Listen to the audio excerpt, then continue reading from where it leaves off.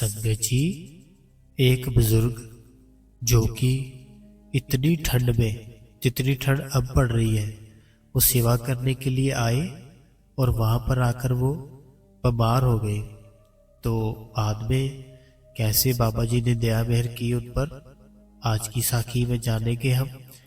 तो जितनी बाबा जी की संगत है, जितनी हजूर जी की संगत है, मेरे दोनों हाथ जोड़ के विनती है आपसे, इस चैनल को सब्सक्राइब कर दे और कमेंट बॉक्स में राधा स्वामी लिख दे जी।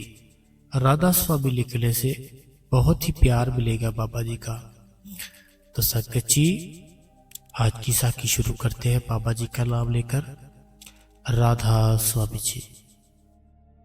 संगत जी, एक बुजुर्ग अंकल जो कि हर टाइम सेवा ही करते रहते थे, वो अकेले रहते थे, उनका कोई भी नहीं था संगत जी।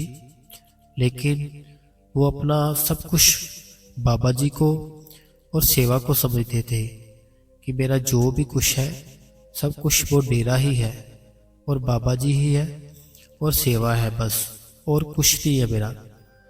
तो संगत जी, उनकी बहुत ही एज हो गई थी और वो सेवा पे हर टाइम जाते ही जाते थे। तो जितनी ठंड संगत जी अब पड़ रही है, तो इतनी ठंड में वो सेवा करने गए। और जैसे जत्थे आपको पता है संगत जी जाते हैं सेवा के लिए, तो वो उनमें चले गए सेवा के लिए। तो हुआ कुछ ऐसे, जैसे वो सेवा कर रहे थे तो एक बुजुर्ग अंकल के पास एक व्यक्ति आता है। तो वो जो व्यक्ति था, उसके पास बहुत पैसा था संगत जी, और उसको इस बात का बहुत ही अहंकार था कि मेरे पास बहुत पैसा है। तो संगत जी, वो जो बुजुर्ग अंकल थे, वो व्यक्ति उनको जानता था पहले से, क्योंकि वो व्यक्ति भी सेवा पे आता था और वो बुजुर्ग अंकल भी आते थे। और बुजुर्ग अंकल को तो सब जानते थे जितने भी थे, क्योंकि वो सेवा पे ही रहते थे ज्यादा।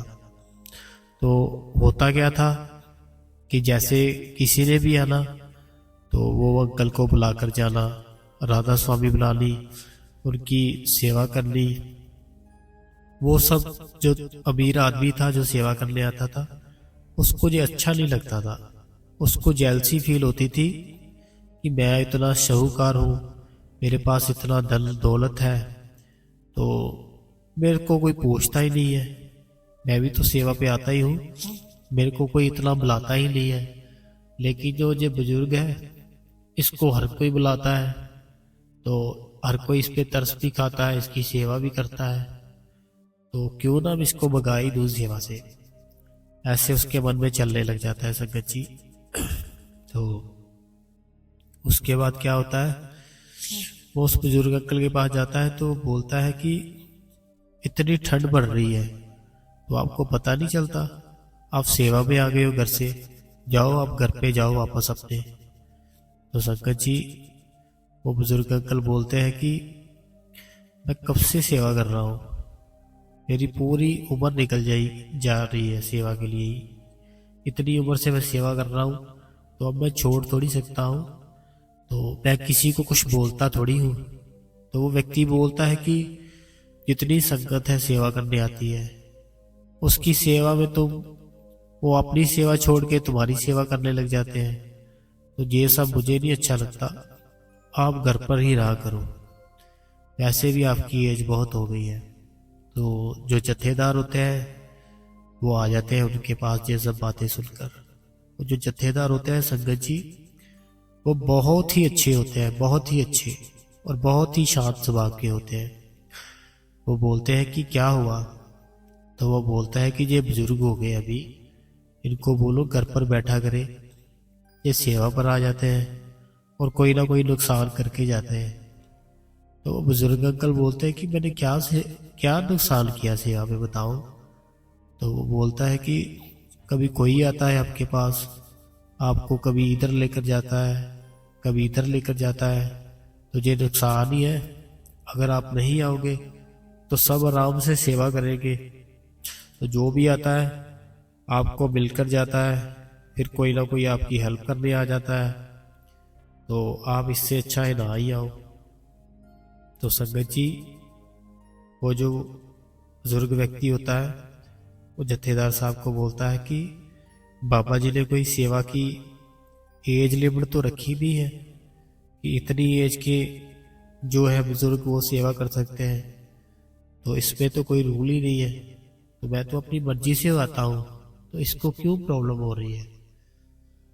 तो ये सब बातें सुनकर जत्थेदार जी उनके बीच में बोलकर चले जाते हैं कि उनको सेवा करने दो, आप जाओ कोई नहीं। वो बात मान लेते हैं जत्थेदार साहब की। वो बुजुर्ग अंकल फिर से सेवा करने लग जाते हैं। वो जो साहूकार होता है वो भी सेवा करने लग जाता है। तो संगत जी, ये एक सच्ची घटना है जो मैं बता रहा हूँ आपको, बहुत ही प्यार से और ध्यान से सुनना। और होता कुछ ऐसे है, फिर वो फिर से बुजुर्ग अंकल जैसे उनको कुछ भी चाहिए हो, तो वो बहुत ही बुजुर्ग थे, काफी एज थी उनकी, तो वो किसी न किसी को बोलते पानी पिला दो, किसी न किसी को उन्होंने बोलना चाहे ला कर दे दो। तो ऐसे करके उन्होंने किसी को पानी का बोला, वो व्यक्ति को फिर से गुस्सा आ गया। वो फिर से जाता है उनके पास, वो बोलता है कि तुम फिर से तंग करना शुरू हो गए संगत को, पानी पीना है जाओ पी लो वहां पर जाके, क्यों तंग कर रहे हो उनको। तो वो बोलते हैं बुजुर्ग अंकल की मैं सेवा कर रहा हूँ, मुझे करने दो, मुझे अगर पानी की प्यास लगी है, मैंने किसी को बोल दिया तो फिर क्या हो गया है, पानी ही बोला है मैंने, कौन सा कुछ बोला है। तो वो बोलता है कि इतनी ज्यादा ठंड पड़ रही है, आपको तो घर से निकलना ही नहीं चाहिए, तो आप इतनी ठंड में आ गए हो, तो आप क्यों हमारी बात नहीं मान रहे। तो आपको तो ऐसे लग रहा है मेरे को बुखार भी है। तो फिर से जत्थेदार साहब आ जाते हैं। तो जत्थेदार बोलते हैं कि क्या हुआ, फिर से क्यों लड़ रहे हो। तो वो बोलते हैं कि ये फिर से तंग कर रहा है।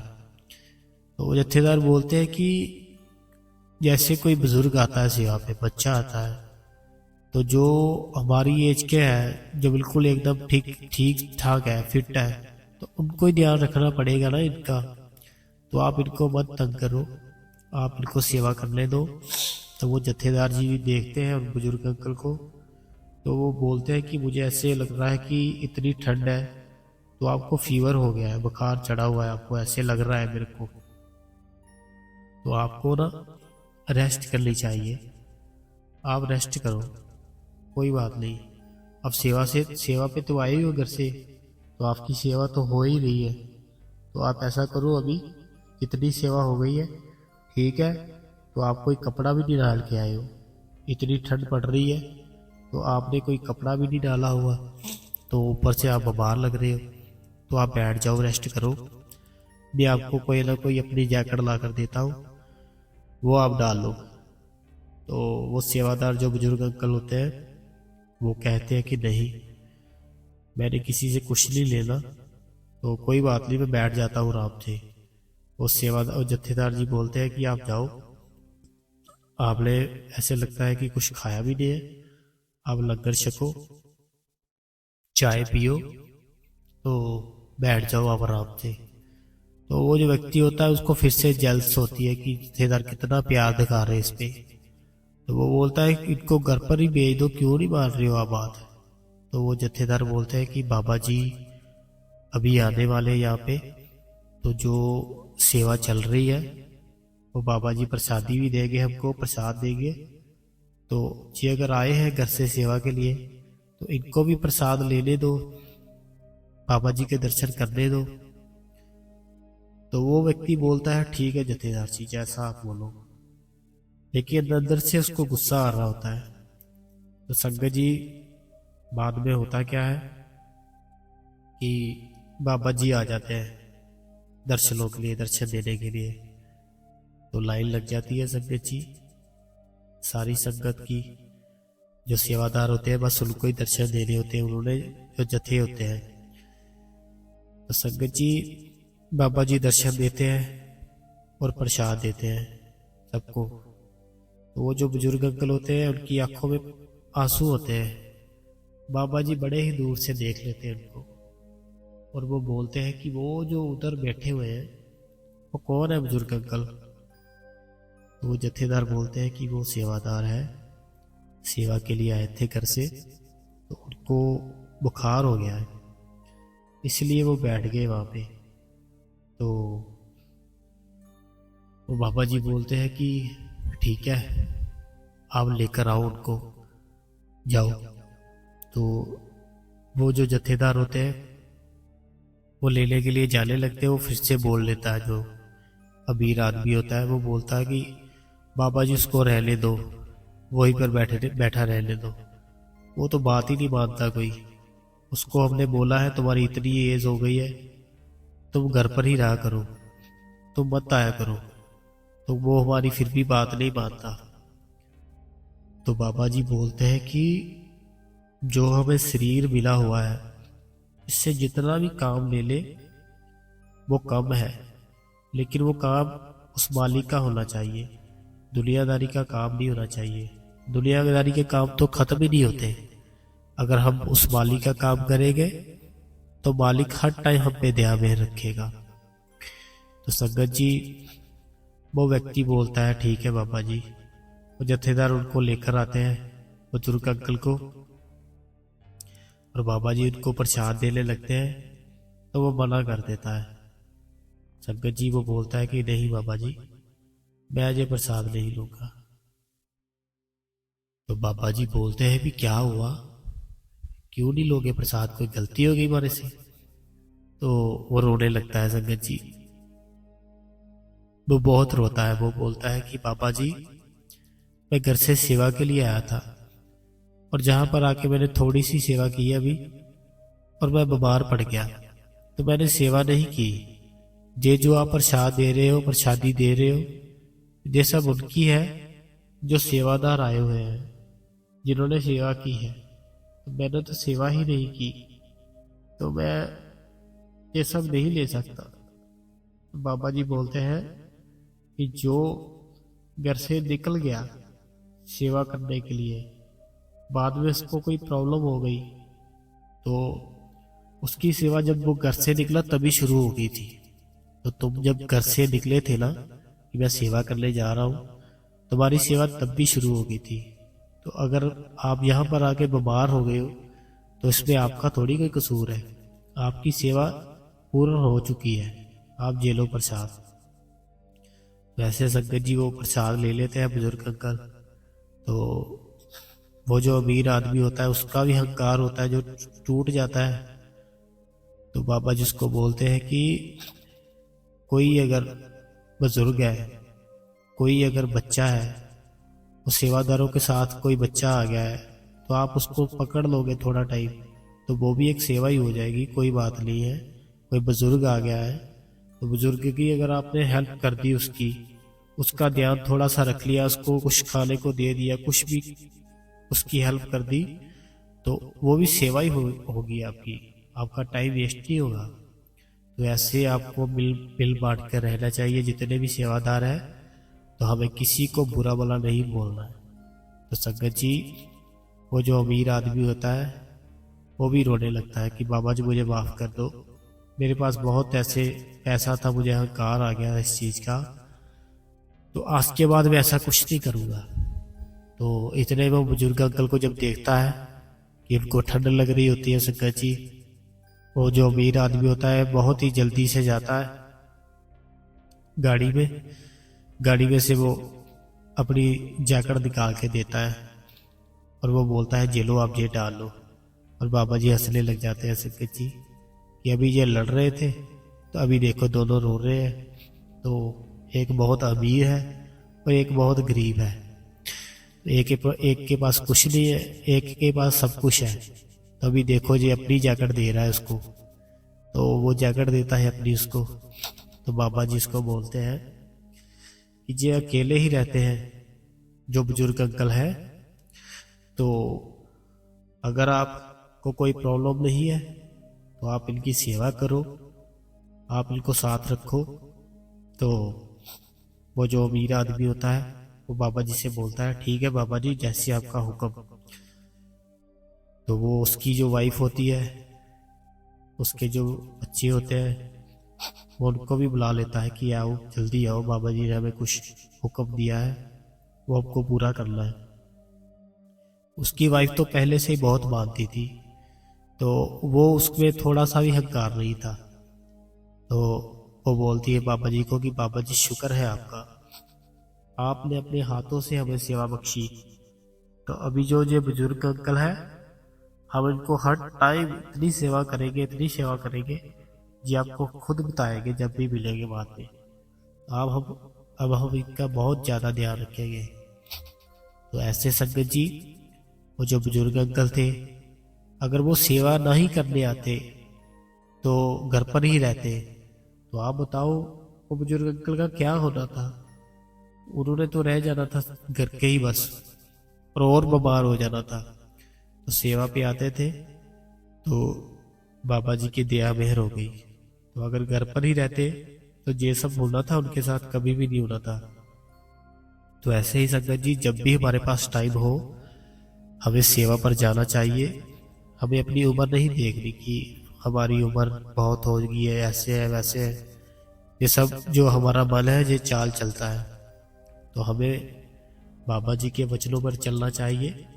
तो बाबा जी की मुंह से निकले हुए वचन है वो हर टाइम पूरे होते ही होते हैं। और जो बाबा जी की बात होती है कोई भी, उसमें कोई ना कोई जरूर राज होता है संगत जी। तो अगर बाबा जी ने हमें जो टाइम दिया है उस टाइम पर बैठेंगे, हम भजन सिमरन करेंगे, तो हम पर सच में दया मेहर होगी, सच में। तो मेरी बात मानो आप, जो भी संगत है, मैं हाथ जोड़ता हूँ आपसे कि आपने अगर नाम ना ले लिया है तो आप उस नाम की कदर करो। 2.5 घंटे बैठो सुबह, 2.5 घंटे शाम को। और जिनके घर के पास भी सेंटर है, सेंटर में अपनी सेवा जरूर लगवाए संगत जी। जैसे हम सेंटर में जाते हैं वहां पर मिलते हैं एक दूसरे को, राधा स्वामी बोलते हैं, सेवा करते हैं, वहां पे सत्संग सुनते हैं। तो जो हमारे मन पर दुनियादारी का प्रभाव होता है वो कम होता है संगत जी।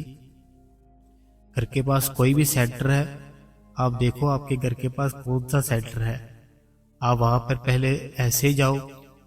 जैसे अब जाना शुरू कर दोगे उसके बाद आप वहां पर अपनी सेवा लगवा लो। तो आप वहां पर जब सेवा लगवाओगे अपनी, तो सेवा जब करने जाओगे, सत्संग सुनोगे वहां पे सेंटर पे, तो आपका मन है जो थोड़ा सा कंट्रोल में रहेगा और शांत रहेगा। तो आज की यही थी साखी। जैसे मैंने आपको बताया संगत जी कि जितने भी सेवादार हैं आप सबको मिल बांट के रहना चाहिए। अगर वहां पे कोई किसी की ये नहीं बोलना वो ऐसा है, उसके पास इतने पैसे हैं, उसके पास तो गाड़ी है, चाहे कोई गाड़ी में आया है, चाहे कोई साइकिल पे आया है, चाहे कोई पैदल आया है, बाबा जी के लिए सब एक समान ही है। तो ऐसा कुछ नहीं सोचना कभी भी कि हम गाड़ी में आए हैं, वो साइकिल पे आया है, वो बस में आया है। तो जो सेवादार है, तो जो बाबा जी की संगत है वो सब एक समान ही है। बाबा जी ने बोला कि जो मेरी संगत है, जो सेवादार है, वो सबके सब एक समान ही है मेरे लिए। जो सबसे ऊंचा है वो भजन सिमरन है, जो बाबा जी ने नामदान दिया है हमको। तो संगत जी, आज की साखी बस यही थी। तो मेरी हाथ जोड़ के विनती है, जो बाबा जी की संगत है, जो हुजूर जी की संगत है, हमारे इस चैनल को सब्सक्राइब कर दे। कमेंट बॉक्स में संगत जी राधा स्वामी लिखते जी बहुत ही प्यार से, राधा स्वामी जी।